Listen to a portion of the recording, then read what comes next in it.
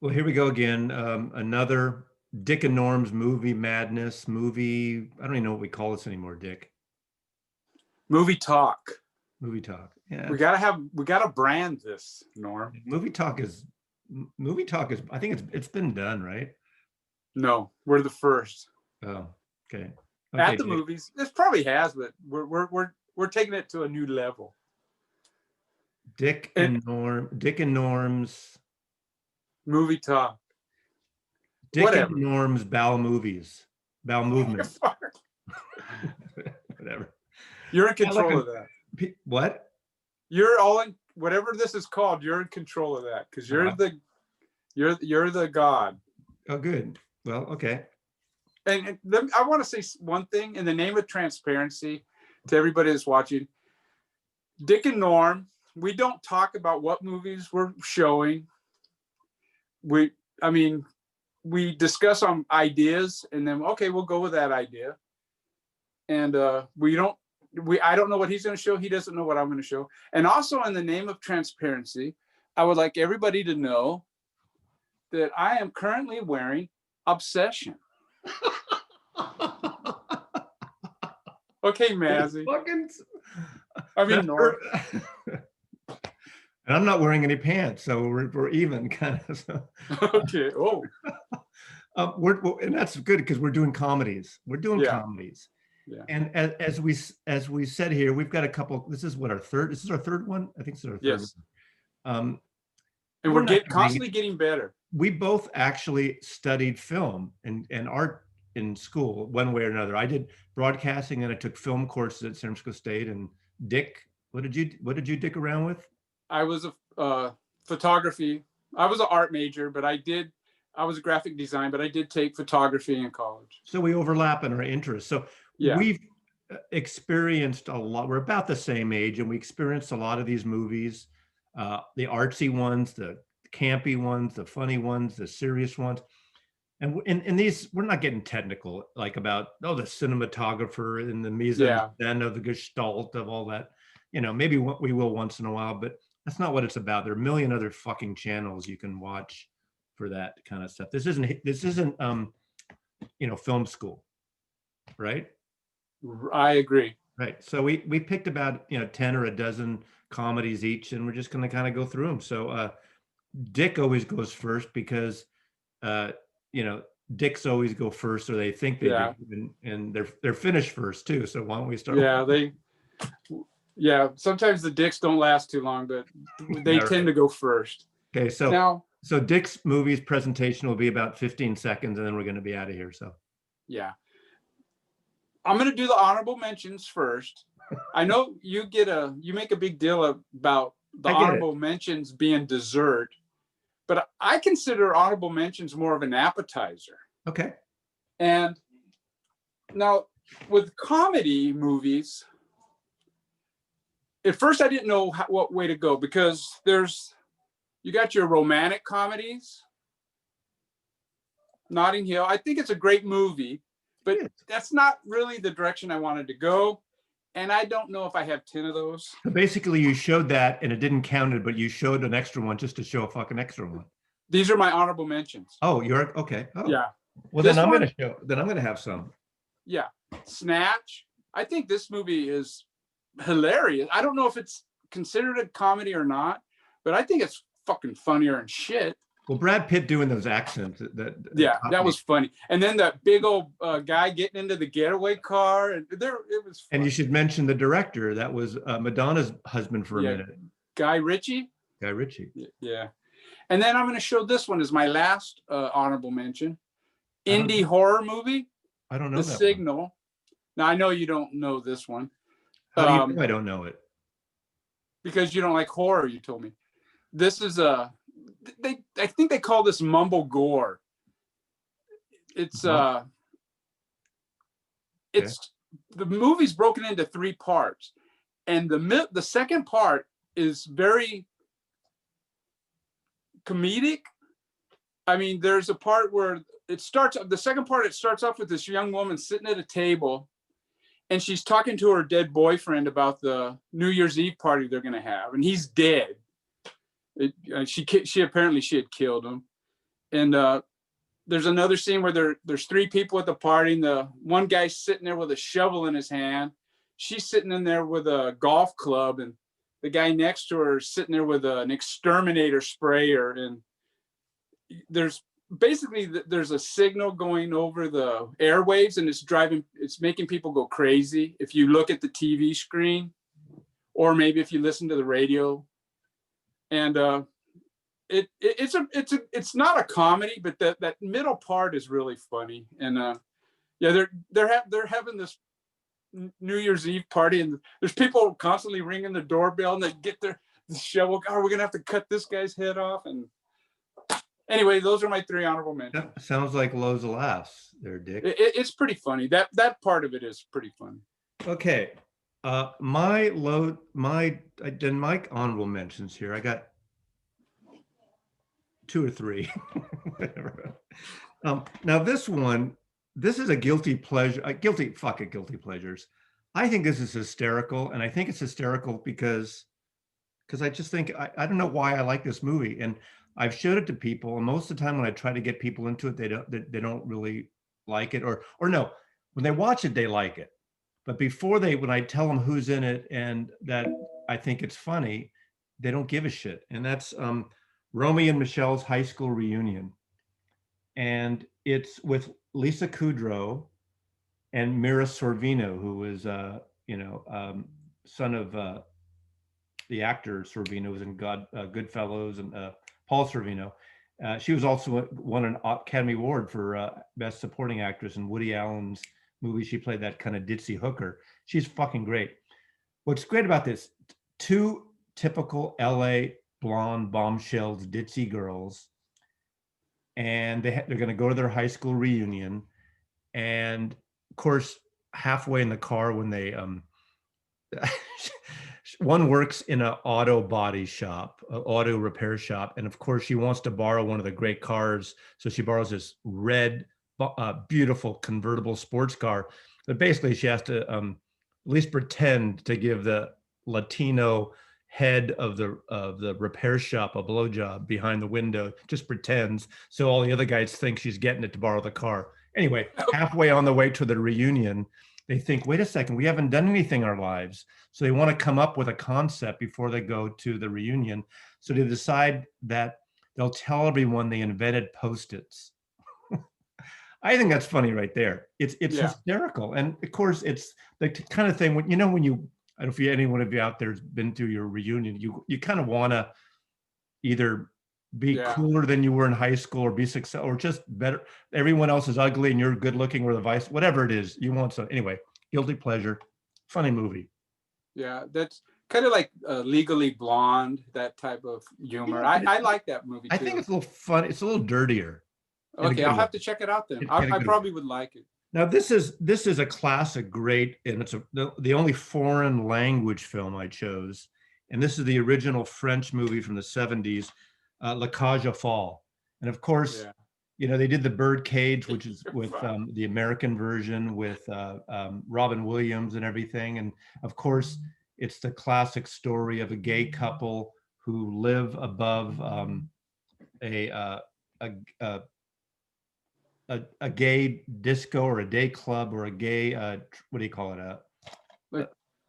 Where the men dress up like women and they're dancing and doing singing. And of course the American version, The Birdcage, is in Miami Beach, and of course one of them had a straight marriage and has a son, and he comes home and tells him that he's getting married. So they have to meet the parents. So one has to pretend for the meeting he's straight. If you don't know, even the Birdcage is hysterical, but this is the original French version, La Cage aux Folles.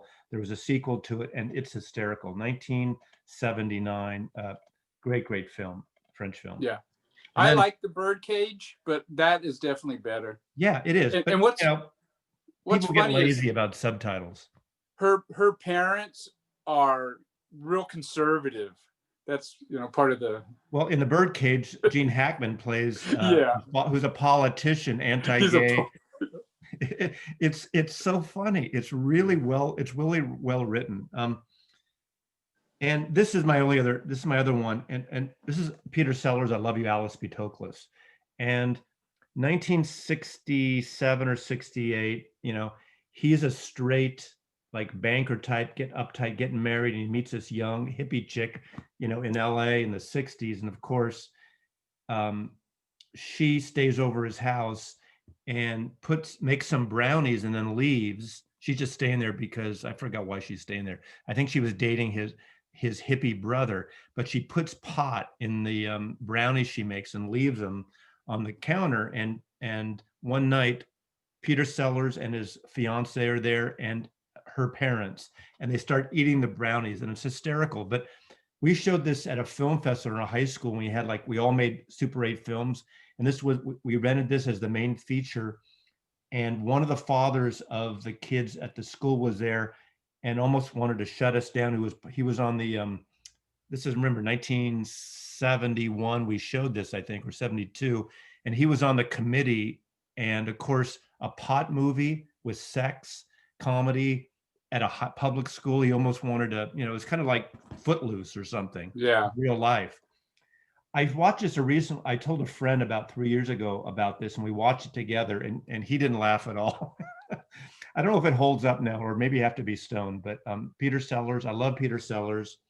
And Lee Taylor Young is this beautiful blonde, typical California Laurel Canyon hippie blonde, but I love it.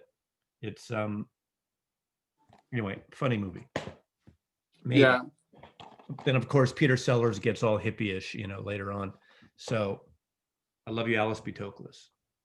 I've never seen that movie. You're a bigger Peter Sellers fan than I am. I love Peter Sellers. Yeah. Yeah. Okay, I'm going to start. Pretty much I went up with straight up comedies, and I'm going to start with probably my favorite comedy, and it's Young Frankenstein, the Mel Brooks movie. I mean, it's in black and white, but it's cast perfectly. It's perfectly written. It's just, I think it's funny. I mean, the thing with me with comedies is after maybe, I don't know how many watches, it's not as funny. Maybe like a lot of these comedies, if I watch them more than once a year, it's not gonna, you get tired of them quicker than you do a drama. At least I do. But this one, man, every time I watch it, I think the casting is just fantastic, and just the whole story and the takeoff on the original Frankenstein. And I think Mel Brooks did a great job with this. Gene Wilder is great on that. Peter Boyle as the monster is incredible. He's funny, man. And of course, Madeline Kahn. I mean, all the same group he has in all his movies. Yeah. Great cameo, who plays the blind man, is Gene Hackman again. Gene Hackman is hilarious. It's one of the funniest parts. You forgot an espresso. It's going to make espresso. And it's funny you mentioned that. I forgot about that again. But when you were talking about Gene Hackman, when we were talking about actors, and after we made it, I go, oh man, I should have mentioned he was also in Young Frankenstein. But yeah, he's great in that. Is the blind guy? That's funny. Black and white too. It's great that they made that in black and white. Yeah, good choice. Yeah, if I do say so myself. Marty Feldman, it's like he's got the hump on the, and then the next scene it's on this side, and is your hump? Did it change size? And he goes, what hump? It's just Abby Normal. It's funny. Abby Normal, the brain. Abby Normal. Yeah. Okay. Yeah. You don't know what I'm talking about. Abby Normal. It rings a bell, but I don't. He's taken the brain to put in the monster. Of course, yes, he drops it. Okay, yes. And he goes, Abby Normal. It was AB Normal. Yeah, I got it now. Yeah, that's what happened. Yeah. Come on, pay attention, Dick.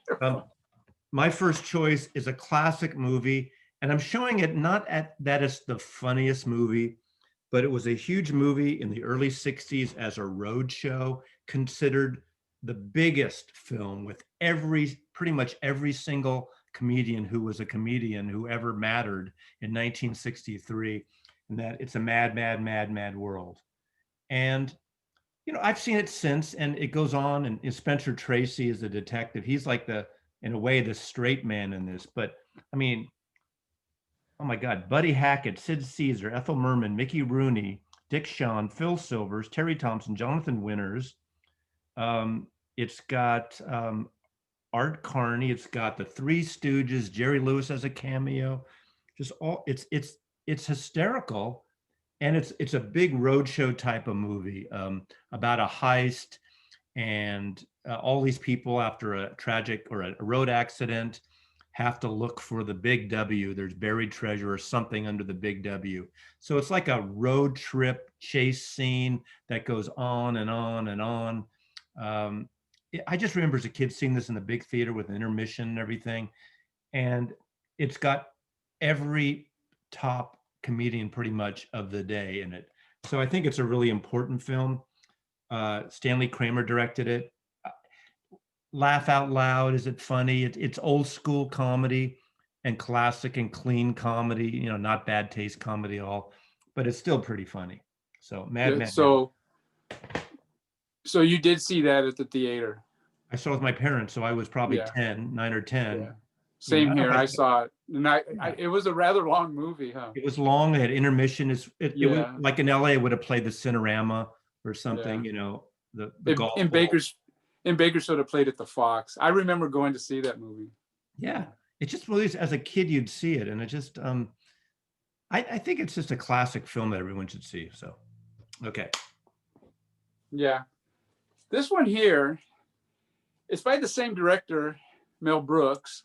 And I'm showing this one I almost picked it, but I thought it was an obvious choice. because this movie and the Clint Eastwood movie, Magnum Force, are by far the two movies I've seen more than any other movie in my life. And the reason being is my girlfriend at the time worked at the Nile Theater.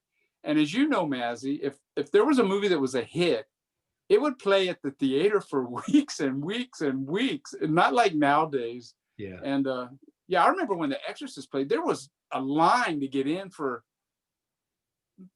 not quite a month, but almost a month. I saw that on opening night. I wanted to talk about it if we went scary, but maybe another time. Yeah.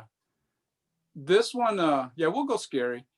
This one, I mean, I'm not one that remembers lines very well, but there's quite a bit in this that I do remember because I've seen it. I'd go visit my girlfriend, and then she'd be behind the counter. I go, I'm gonna go check out, and I'd watch, a half hour and come back out. And I've seen this movie so many times, and yeah, I had to pick it because of that. And the thing with this that why this one I think is better is some of Mel Brooks's movies tend to kind of tail off at the end, in my opinion. And I don't know, the ending scene of this, I guess it's funny, movies, so he makes a musical at the end. Yeah. They go into which he did in Young Frankenstein too, but it worked in Young Frankenstein. Yeah. I forgot he did do that in Young Frankenstein. Putting on the Ritz.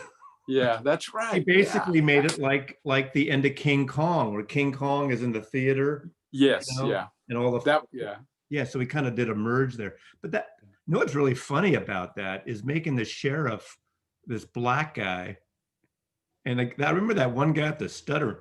They hired a Well, and every time he would say it, they would ring the bell. Okay. There was a TV show that I just loved that they made 6 episodes on, and they only actually ever broadcast 5 episodes because it just bombed. It was like, remember when TV stations like ABC would have summer replacements and they'd stick some show on, and the TV show was called Police Squad. Oh. And eventually when it came out on DVD, they added the 6th episode, but it was kind of a cult show. But all of a sudden they do this movie, Naked Gun. I just watched this again last week. And of course there was 3 movies. What's brilliant about this, I mean, this is offshoot of Abrams, Zucker and Abrams, and that originally did, which I didn't include here. I almost did Airplane, because Airplane started a whole new genre of obvious jokes, side gags, and using all these B actors that you and I saw that would have been like the guest star in all the Quinn Martin productions, like The Fugitive, or every week, like Leslie Nielsen on here, and Lloyd Bridges, and all these actors who were not considered comedians or even like great theatrical actor. They made Nutsy Nielsen a comic actor like no one else. This is so funny. Watching it again is great now because the one detective who like gets killed many times over in the first like 10 minutes is O.J. Simpson. I was hoping you were going to bring up O.J. It's kind of like he gets his dues in this movie before. And of course they did. The second one is Naked Gun 2.5 and the Naked Gun 3. They're all good, but they all maybe aren't as good as the opener here. Because, you know, it's like a lot of the same jokes. But Priscilla Presley is in it, and she's actually pretty funny. And everyone has a good sense of humor in it. And of course, Carl Montalban, another one of those actors from the 70s, is like, you know, the evil arch villain in this. And it's so funny. And the Queen has to coming to Dodger Stadium baseball movie. Yeah. Or not, no, it's the A's and the Seattle Mariners. Anyway, funny movie. That I think it was filmed at Dodger Stadium, was it, or was it filmed at Angel Stadium? Probably Angel Stadium if they did the A's, right? Yeah. Yeah. But yeah, that was funny how OJ goes down too in the wheelchair. Yeah, it's funny. I mean, yeah, you know, I mean, just little sight gags when, you know, she's crawling up on a ladder. He's at Priscilla Presley's house or office, and she's going up on a ladder to grab something off his big bookshelf, and he's standing holding the ladder, looking up, you know, at her dress, and says, "Nice beaver," and she goes, "Oh, thank you. I just got it stuffed," and brings down a stuffed. I mean, it's all those sight gags and like cheesy jokes, but it's hysterical. It holds up. It's one of those movies that holds up with each viewing. I almost picked that one, Norm. Yeah, that I remember seeing that on a date, and I laughed pretty much all the way through the movie. And yeah, that's a good choice. Now this next choice, it's by one of your favorite directors, I believe, Woody Allen. Take the Money and Run. Now, I'm showing this one because this is the first Woody Allen movie that I ever saw in the theater. It was the first one I've ever seen, and it was on the bill with They Shoot Horses, Don't They? You remember that horror? God, that's a depressing movie. Yeah, it's like Jane Fonda, Gig Young, and yeah, I think this is funnier, and it's one of my, from his early periods, I think it's probably my favorite of the bunch. And yeah, I love this movie, and I highly recommend it. This is the first movie he wrote and directed. So it's hysterical. It's really funny.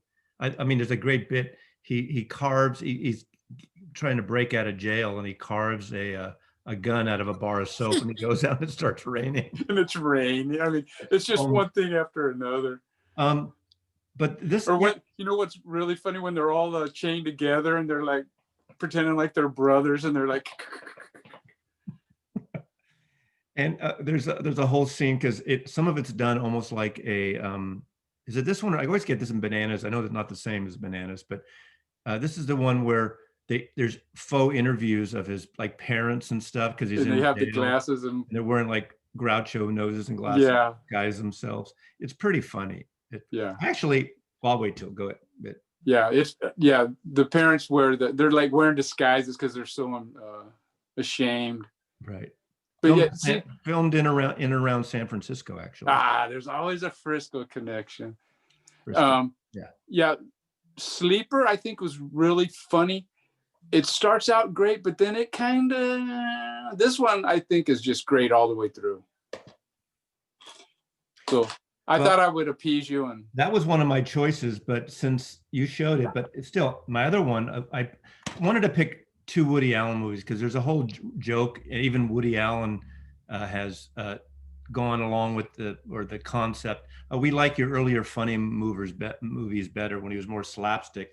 But Zelig was a film he made, which was really great about 1983 because there wasn't a lot of, there wasn't really digital CGI effects then. And Zelig is a faux documentary that he's in about this person by the name of Zelig, who is basically the human chameleon. And he could go around people and start looking like them. And there's all this great archival footage of famous scenes and famous situations, black and white archival footage. And he's in the scene with Stalin or Lenin or Kennedy or whatever it is. And there's, you know, Mia Farrow's in it. And one of the early movies he made with Mia Farrow, he's just this chameleon. And it's a brilliant film from '83. He directed. So it's a different kind of humor, a subtler humor, but just an amazing, magnificent film to check out. Leonard Zelig is his name, a social quick change artist whose neurotic insecurity forces him to mimic mentally and physically whoever he's with. So it's done like those old newsreel documentaries, and it's highly recommended. Woody Allen, we like. I've Woody never Allen. seen that. I've never seen that one. You would like it. You'd like it because it's, I mean, it's smart, it's funny, and it's just amazing. I mean, I think at the time, you know, they weren't doing a lot of that kind of stuff. Now you can do it in a snap with CG, but then, you know, it was different. So yeah. Well, if it's too smart, I might not like it. Well, it's not that smart. I think, Dick, you can handle it. Okay. Now my next one is another Woody Allen, and it's Annie Hall. I would say this is the first, I don't know if it's the first ever comedy to win Best Movie, but they're far and few between. And on the back here, it kind of, let's see, Annie Hall confirmed that he had completed the journey from comic to humorist. And I think that's a pretty good description. That this is a great movie. And my wife's not a big Woody Allen fan, but yeah, she likes this one even. That's a great, that's probably the Woody Allen movie I've seen more than any other movie. It's to probably his most mature comedy, maybe. That sounds, in a way, when you say that, it sounds like it's not going to be funny, but it's one of those, the more you see it, the humor is really funny. This one, best actress for Diane Keaton, best director, and best movie, 1977, I think. Yeah. Do you know that movie? Woody Allen didn't direct it, but he was in it, and it was called Play It Again, Sam, or... I had that. I almost picked that too. He didn't direct that one, but No, he wrote the play. That was a play that he originally wrote. Oh, okay. That was off Broadway, where I don't have that one. It's great. Yeah, that's a funny movie. In that one, it's again shot in Frisco. Sam Spade, because he works in a movie theater, the character, and he's a big Humphrey Bogart fan. So his alter ego is Humphrey Bogart. So he'll be sitting there on a date, and this actor who plays Humphrey Bogart is over his shoulder giving him suggestions. Yeah. You know. That's a great movie. It's a great, for vinyl collectors, it's a great bit where he's trying to, you know, make his apartment all cool because a girl's coming over on a date, and he lays like the New Yorker magazine out, all these like smart books out, and he takes a record like this, and the record goes flying out of the cover. So he was into sight gags a lot. It's a good love story, but it's a great movie. Yeah. The thing is about Woody Allen, he writes really well for women. You know, all that bullshit that people dump on him. 4 women in his films have won Academy Awards. Yeah. You know, another good sight gag is when he comes to California and they bring out the cocaine. I think he sneezes on it and it all, if I remember right. He goes, how much is this? Oh, that's about $2,000 worth right there. And he sneezes it all up. Yeah. All right. I'm going to the couple black comedies in a row here. I really like black comedies that are smart. This is a really funny movie. Not a lot of people know it now, this generation, but it's directed by one of the great great writers, Carl Reiner, who worked on the Dick Van Dyke Show. I think Carl Reiner also directed The Jerk, which I almost included, but that was with a first Steve Martin film. I did not include that. But this is, in fact, I realized both movies in a row have one of the same actors in it. But this is with George Siegel and Ruth Gordon, and it's called Where's Papa? And maybe it's like you have to be Jewish. I don't know. I keep thinking it's a funny movie. It's he, George Siegel. Can't remember if he lives with his mother or he visits his mother, and his mother is becoming senile. And Can I ask a question? yeah, Are there scenes in that where they're all sitting around the table? probably. Yeah, I mean, yeah, okay. but I believe I've seen that, but I don't remember it. well, his brother is played by a guy named Ron Liebman, who is a kind of a character actor. I really like because he was in a movie I like called Slaughterhouse-Five, which is one of my favorite films too. But she's kind of neurotic and not all there, and almost all the time she says, "Where's Papa? Where's Papa?" Papa's dead, of course. Her husband's dead, and he's the neurotic Jew, and I can't even explain what happens to it. And he's dating someone. It's like the mother's a problem in this case, but it's really funny. I got to watch this again because I haven't really described it. But it's about a Jewish lawyer, and he has one problem in his life, and his problem is his mother. So that it from a Jewish point of view, it's pretty a semi-common thing, but it's really a funny movie. I think my wife might like that. Well, I'm gonna look that one up. Where's Papa? Yeah.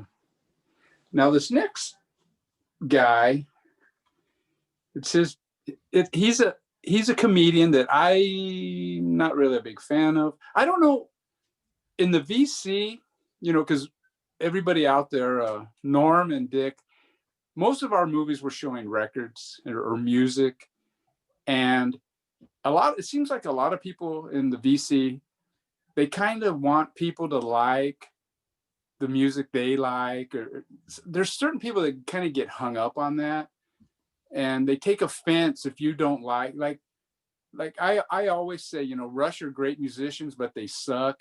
And people that love Rush kind of take offense to that. People get defensive of their bands. Yeah. I don't know if people into movies are the same, but I don't really like Jim Carrey's movies. But this one here, man, I love this movie. Almost picked it. Yeah. It's really funny. There's so many funny, starting with the bird, where the head, and then he tapes the head back on, and then the girl. It's like, I don't know.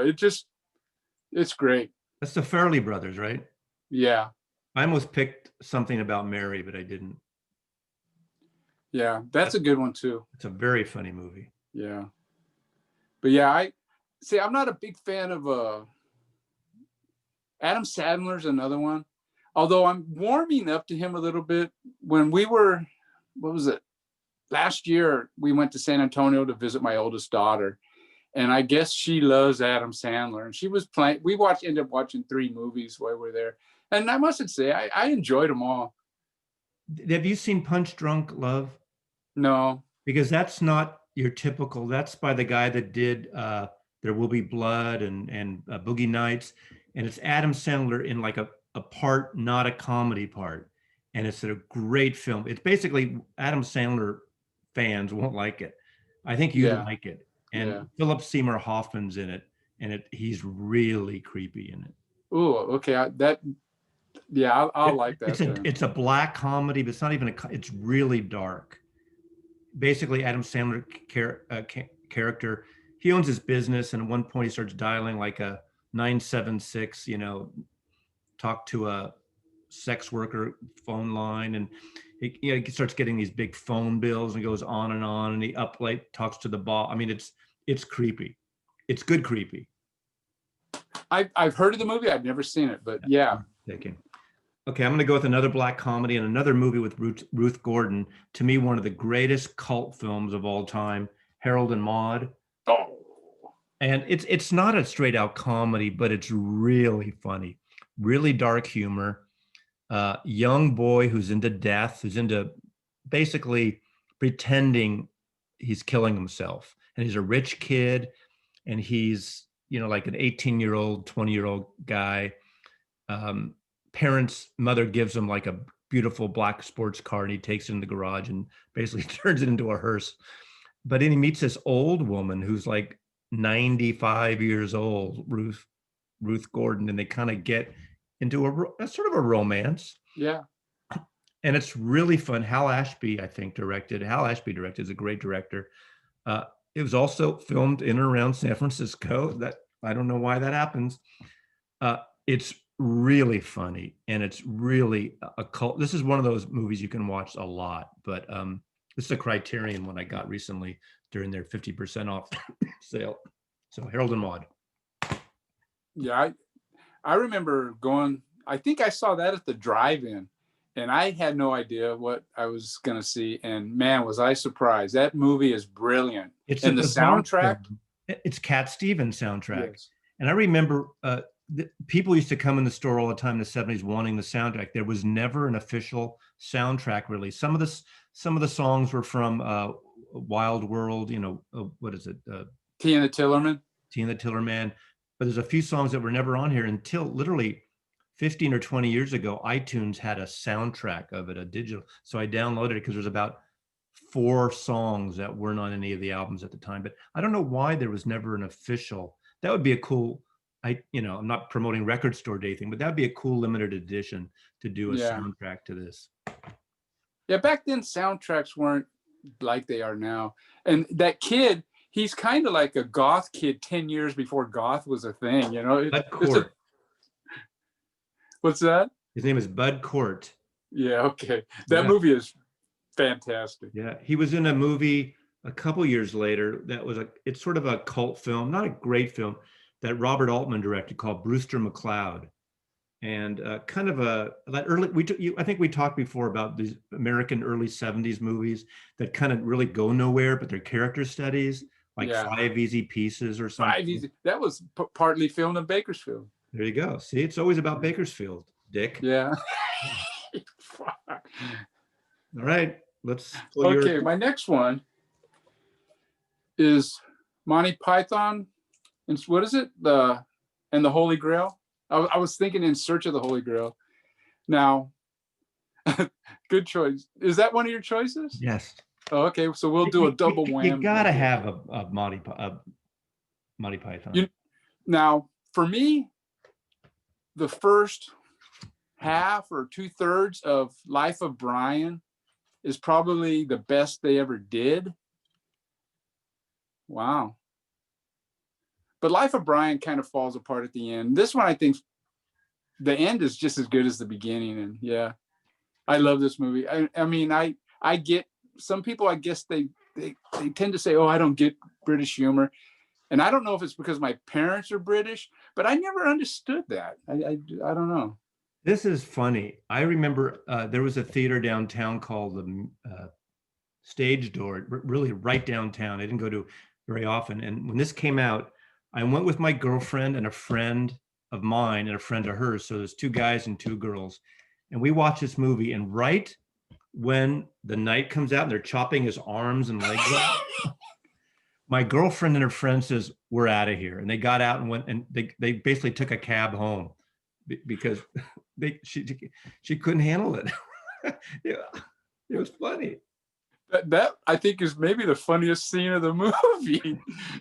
He's there the rabbit's pretty funny. Yeah, the flying. And the songs, the Neil Innes songs, and the Beatle connection is Neil Innes was Ron Nasty in the Ruddles. He wrote. Yeah. Oh yeah, yes. Yeah. So he wrote a lot of the music with what's his name? What the fuck's his name? Eric Idle.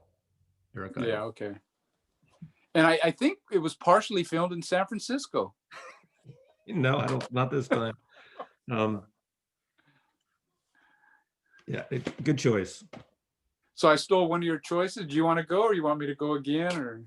Well, I'll go, but just because it's my, now I don't have to do a choice. Now I get an extra choice. Yeah. Okay. I'm going to go with my one Christmas movie because I think this is a hysterical movie, and it's the Christmas movie, and this is the DVD. So you know how DVDs have like sometimes unrated versions or slightly different. So the original movie is called Bad Santa, and this is called Badder Santa. And of course, it's with Billy Bob Thornton, who plays a Christmas Santa, who's a drunk, a nobody. I've seen this about 3 times. I got to see it again. And Bernie Mac is in it, and I forgot the guy's name. oh, John Ritter's in it too, but what's the guy that dwarf? One dwarf. Anyway, I forgot his name. Directed by Terry Zwigoff, who is from San Francisco, that directed Crumb, the movie Crumb, a documentary on Crumb. Yeah. And he directed a High School Confidential, and he directed the movie about oh God, the writer, that weird comic writer, Harry Picard. Forgot his name. Kind of a punky, crazy. He used to go on Letterman occasionally. Wrote these kind of depressing graphic novels and stuff. American Splendor. That's yeah. But the thing I remember about this movie, and it's probably not the funniest thing in it, but this woman is in the car with her, they're fucking, and all I remember her saying, "Fuck me, Santa, fuck me, Santa, fuck me, Santa." I mean, that sounds so lowbrow humor, but it's so funny. Of course, there's a cool kid he befriends, but I think Billy Bob Thornton is one of those actors who is really good, and he's done the big things in the cult movies. I just love him, and this is really funny. It's the Christmas upbeat movie of the season for me. Yeah, Norm picks this one. That's a pretty funny movie. Yeah, I didn't pick any Christmas movies, but there are quite a few of them out there that are pretty funny. I mean, I think Home Alone's funny. Home Alone's funny. Christmas Vacation. I'm not a huge Chevy Chase fan, but I Yeah. watch that one every year, and it's really funny. Yeah. My mom really likes Christmas Vacation. Yeah. Christmas Story. You know what's funny? I thought you were going to show Christmas Story. And I don't like that movie. I love that movie. And I don't get I was going to bring up the fact that, you know how we were talking about some Americans don't get British humor? Invisible Ray doesn't get that movie. I don't get it either. Okay, so I guess it ain't the British. I have it, and I've watched it. Every time I watch it, I'm thinking, am I going to get it this time? I think it's hilarious, man. I don't know about getting it, or I just don't like it, I Wah, want to wah, smack wah, that wah, kid. wah, wah, wah, wah. In the Chinese restaurant. It's funny. I think you mentioned this one. I mentioned it. Yeah. That's a funny movie. Yeah, this is funny. And it's got the Chris Elliott in it. And I don't know if we talked about Chris Elliott before. It seems like we did. He had that TV show where he lived with his parents. He had a paper route. Wallet Boy. And one of my... What was it? Well, one of the characters in one of the episodes, he was called Wallet Boy. He either lost his wallet or found his wallet. What? Yeah, this is pretty good. Pretty funny movie, I think. I almost and well acted. That one movie that he starred in that was the biggest bomb that Letterman's in. Chris Elliott, what's it called? Cabin Boy. Cabin Boy. Yeah, I was gonna say the pirate one. Yeah, that was pretty bad. Jonathan Richman did the music in there. Yes, yeah, from the Modern Lovers, and yeah, it's great cast in this. But there you go. That's another Farley Brothers, isn't it? Yep, it is. I picked 2 Farley Brothers, 2 Woody Allens, and 2 Mel Brooks. Okay, I'm going with something sort of classic because you can't show comedy, at least for me. It's funny that it seems highbrow now, and it shouldn't. But I'm going with Charlie Chaplin, Modern Times. And there's so many Charlie Chaplin movies, and to me, probably one of the greatest filmmakers and comedy actors in the history of cinema. He's almost like forgotten by today's audiences in terms of watching his movie. And Modern Times is also a take on just society and politics in a way, but beautifully shot, beautifully done. The whole thing about the Industrial Revolution, in America. But Modern Times, I don't know what else to say about Charlie Chaplin. Just hysterical. That kind of humor, maybe it goes by people so much because it doesn't hit over the head. It's just brilliant stuff. So this is where I'm getting a little serious now about great cinema and historic cinema. Yeah, in the 1980s, there was a movie theater called the Silent Movie Theater, and I went on quite a few dates there. And it always turned out to, I mean, more than once, I don't want to go. And every time it turned out to be a great date.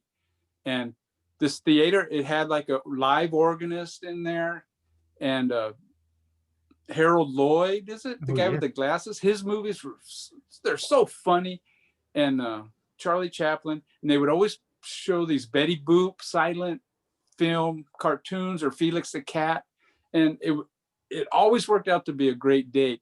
And then in the 90s, when I first got married to my current wife, we would go, and I would bring the little daughter, and I don't want to go see a black and white. What? They don't even talk? And she fell in love with it. So yeah, good choice. That's the thing. People, like, if I ever have friends over, when people could come over on a regular, and I wouldn't want to they say, I don't want to, I'm not in the mood for that. You have to get it on the box. You got to get it in the player and on the TV. Once they do it, people get into it. Yeah. It's just like, oh no, I want to watch Bad Santa. I want to watch, give me a break. This stuff's great. I mean, that stuff's great too, but 1936, great fucking film. Yeah, I have a box set of Charlie Chaplin. This is a box set too. And I'll be honest, I hardly ever watch them, so I'm guilty too. Yeah, I am too. But when you do, you get in this sort of mood. Like, maybe you haven't watched Hitchcock in a while. You get in one Hitchcock and two Hitchcock, and then you get in a whole mood for them. Have you ever seen a silent movie at a theater with the organ? In San Francisco again. The big movie palace is the Castro, literally on Castro, what they used to be, or still, the gay neighborhood, but it's the old movie palace, renovated, beautiful deco. And there's an organ player, and what happens is he plays during the intermission and before the movie, and then the organ goes down in a pit and the movie starts. And what's great about it, I mean, they have classic movies. When things are normal, there are summer festivals, there are foreign films, classic films, silent films. And usually, at least on the weekends and during summer or Christmas holiday, they sell out. And it's a big theater, it's a balcony. And seeing these movies with an audience, there's nothing like it, Yeah, that's why I asked, because watching on the TV is good, but man, movies like that, when you're in the crowd and everybody's laughing, it's a good experience. Right. Good pick. Dick? Now, Dick? Okay, I'm gonna lower the bar a little. I think I don't know, man. To me, this movie has so much heart. I love this. I like that movie. I think he's funny in this, man. And it's better than Tres Amigos. Yeah. Is it Jack Black? Yeah. Jack Black is it's just a heartfelt. He's also good in that one where School of Rock. I didn't see that at the theater. One time it was on HBO or something, and man, me and my wife were laughing all the way through. It's funny and it's smart and it's heartfelt again. Yeah. He's really talented. He really is, man. And he proved that in King Kong. He actually did a good job in King Kong. And his singing, I mean, even in melody. Yeah. But the sister in this, she's an actress from Mexico. And I think this may be her first English speaking film. I'm not 100% sure, but I think it is. She's made a lot of good Spanish speaking films also, which I tend to watch because my wife, her first language is Spanish. But yeah, this is a great movie all the way through. And Skeletor, it's full of great characters. Okay. I'm going to go with, and sometimes some of these movies, like this one, reflects a director, a type of comedy. So I could have picked one of 5, or maybe narrowed it down one of 3, but I'm going to pick this one because since we're part of members of the vinyl community, it's the most musical of them all. And it's the great Christopher Guest, A Mighty Wind. Oh, okay. Christopher Guest, to me, is hysterical. He comes out from the 70s of the National Lampoon radio hours and those things, and his parodies on Lemmings and other things are great. Of course, For Your Consideration and Waiting for Guffman was the first one that really got big. What's great about A Mighty Wind It's a parody on all these cliche, like early 60s folk singers. And if you've ever watched public broadcasting in America, you know how every 2 weeks, Peter, Paul, and Mary, they show the video in a pledge night. No offense to Peter, Paul, and Mary. I like Peter, Paul, and Mary. But they have the singing group, like, the classic Up America folk singers in the early 60s, the duo singers, almost like the Ian and Sylvia type or the American types. The trio, like they're almost like the Kingston Trio, and it's really basically Spinal Tap as folk singers, really. The songs are brilliant. They're spot on sounding like the originals, and they're really funny. So it's, of course, the mockumentaries. Most of the stuff is improvised in his films, Christopher Guest, and he's in them. Just love this one. So I'm going with Mighty Wind as my pick. But Waiting for Guffman, for your consideration. Oh, the dog show one. Best of Show is probably that. I could have picked Best of Show instead of this, but I went with the music one. Yeah, A Mighty Wind is another one. It didn't interest me, and it's one I watched on one of the movie channels. Didn't get it? It is funnier, and I loved it, man. It's great.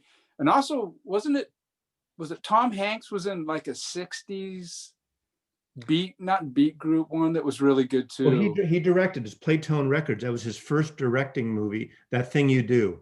Yeah, that's another one. It's not really a comedy, but it's got funny bits. It's I thought it was that's a good. It's a fun movie, and I forgot the guy who.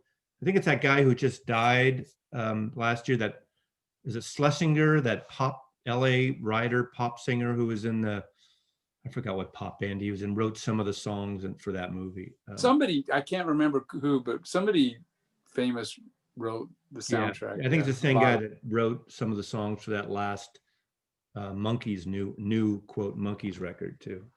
Yeah. All right, Dick. All right. Winding down. I have two more. How many do you have? Two more. Okay. And this next one, I was kind of reluctant to show it because I know if we do another video, I'll end up showing it again if it's a video on a certain subject. But it's The Hangover. Oh, okay.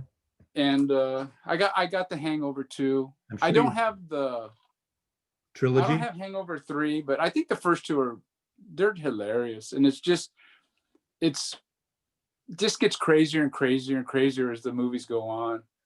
Well, the first one's brilliant because after that, the joke kind of is not. You already know what the concept is. Yeah, and I don't want to talk too much about this because I probably, if we continue making these, this is going to make another showing for sure. And what? But theme? When the first one, it is brilliant, and I was very reluctant on the second one, but the whole Thai thing in Thailand, it's with the monkey, and they did a good job. Maybe I got to see it again because I think I sometimes you set yourself up for something, you're disappointed. This one's good too. Okay.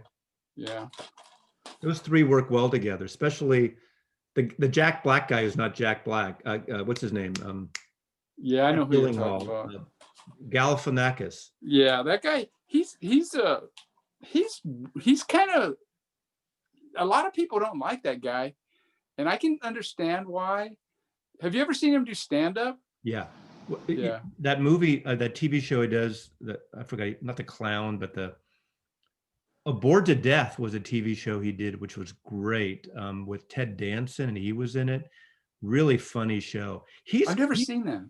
It's really good. I don't know if it's on HBO, one of those things still, or a show. I don't know where it is, but it's really a funny show. It only lasted maybe 2 seasons, but what's he in a way is like an Andy Kaufman type, where he can be funny, he can be very serious, and everyone else around him, in fact, online you can watch that interview show he did, Between Two Ferns. It basically it's like an old cable interview show, and it's two ferns. I mean, he's interviewed Barack Obama, Hillary Clinton, and celebrities. And there was a movie version of it for Netflix, which was terrible. But some of the interviews, he just, ask these stupid questions to really great, important people, and it's funny. Okay. That does sound funny. Yeah, I don't know if he's an acquired taste, but yeah, I really like him. Did you ever see that? We're talking about TV shows. I guess I'm kind of going off topic here. That Louis guy, and he plays he's in Galfel. He plays his mother in the TV. Yes, yeah. That I was pretty sure he was in that. That is so funny, man. Yeah, I know you're talking about. Someone else is writing it down or yelling at. That's right. Yeah, here's his name. Yeah. Okay. My last pick. This is another one. It's my turn. Hey! You just did The Hangover, man. Are you hungover? Fuck it, man. No, I haven't drank in a couple of days. I'm going with something that it's very, very funny because it says so on the DVD. And if he were any cooler, he'd still be Frozen, baby. I'm going with Austin Powers. I like the whole trilogy. I got a little tired with Fat Bastard and that whole shtick, but the first one is so funny. It's so great. For a while, I was definitely in love with Elizabeth Hurley. But this is funny. It's smart. The movie thing is great. The opening scene with that Herbie Hancock kind of dance troupe thing. The jokes are funny, and I think when he is on, I mean, we could have picked what's the thing, Wayne's World too. I think he kind of lost it. I don't know what Mike Myers is hysterical writing this and directing this, but he didn't direct it. Jay Roach directed it. Never mind. Or Jay Pissock. Was that your pick? No, but okay. it was kind of. Anyway, I love this. I like the trilogy, but this is the best one, and it could have stopped there. But I know you want to make money, and I like the other ones, but this is a very funny movie. Yeah, my oldest daughter with my current wife, she refers to that when that movie. Oh, that's the funny guy. That's how she knew that movie when she was real little. Oh, that's the funny guy. She loved that movie. Right. And I think another reason why that whole time period, I mean, it has a big place in our hearts. I know you too. And yeah, it was well done. Swinging Carnaby Street, London. Yeah. Swinging London. Even just that segment, I don't know if it's toward the end, where they're in the couch at the very end and she comes out naked, she's holding the fruit and he's there with the bowl of fruit. Everything is covering their bits and pieces throughout the whole scene. Yeah, it's silly and stupid, but really funny, really brilliant, nicely done. It was well done. Yeah. Well done. Sorry, I said nicely done. Yeah. Nicely well. Well done. It was a temperature when you cook meat. Yeah, it was done well. Well done. Okay, my last choice is a newer movie. Yesterday. Now this is another one I really had no interest in seeing at the theater. Does that have a Beatle connection? Oh yes, it does. And you know the story, huh? Have you seen it? Yeah. And I saw this, and man, it is just so funny. His parents, the Indian stereotypical parents. There's a Bruce Springsteen one too. Have you seen that one? I saw that one too. Yeah, that one's good too. But I prefer this. And yeah, I liked it. I didn't love it. I thought, I don't want to wreck it for anybody, but he meets somebody towards the end. And I think that could have been a better written scene, which I don't want to say who he meets at the beach. I kind of agree with that. It was a good idea, but it went a little too sappy, I thought. And especially when he gets up on stage at Wembley or wherever he is and plays. Yeah. I thought that one a little sappy. It could have been better written. Yeah, I agree the ending, but I thought he played a really good part, and it's just so funny. He's like, well, play a song for us, and he's playing Yesterday, and they're like, his two friends and his girlfriend are sitting there. Well, she wasn't actually his girlfriend, but they're sitting there like in amazement, wow, how come I've never heard that one from you before, and it just, I thought it was hilarious. This isn't really a wreck. It won't wreck it for it because they sold the concept. But the basic premise is something happens. There's an alternate reality. He's the only person that knows or aware that the Beatles ever existed. Yeah. So of course he knows all the songs and nobody else knows the songs. Yeah. And take it from there. kind of a one joke thing, I thought, but but okay. Okay, I'm going classic again. And I'm going with two movies. I think I showed these before, but the Marx Brothers, Day at the Opera, Night at the Opera, Day at the Races. And these are not Queen records. They're classic comedy movies from the late 1930s. Marx Brothers geniuses, Groucho Marx genius, Groucho, Harpo, Chico, Zeppo, Dick, Norm Marx. All the Marxes are hysterical, and these even Karl Marx was pretty good. Karl Marx too, and of course, Marino Sullivan's in this one, and Kitty Carlisle is this one, who was Kitty Carlisle from What's My Line? Yeah. Anyway, what can I say about the Marx Brothers? You all should see Marx Brothers movies. Horse Feathers, Day at the Races. There's so many great Marx Brothers films. Again, going back to like we were talking about Charlie Chaplin, classic black and white. There seems to be a lost love for old comedy movies, but these are incredible. So I'm getting all like serious now at the end of this, Dick. Yeah, in the 70s, when I was in high school, I really got into the Marx Brothers, and I don't enjoy them as much now, to be quite honest. But yeah, Groucho with his just one line after another. Yeah, he was great. Big Woody Allen influences. Woody loves Groucho.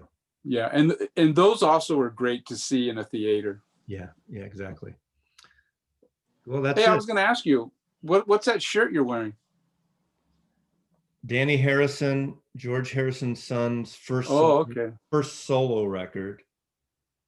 It's like a pine cone. I don't know how you got that as a logo, but I just saw the Hanny. I don't know who Hanny Harrison is. Well, it's pronounced Danny, but it's kind of like Dharma buddies, Dharma. Yeah. Dharma, that whole thing. I got kind of a Beatles thing going. It's Red Cross, but it's kind of Revolver. Yeah.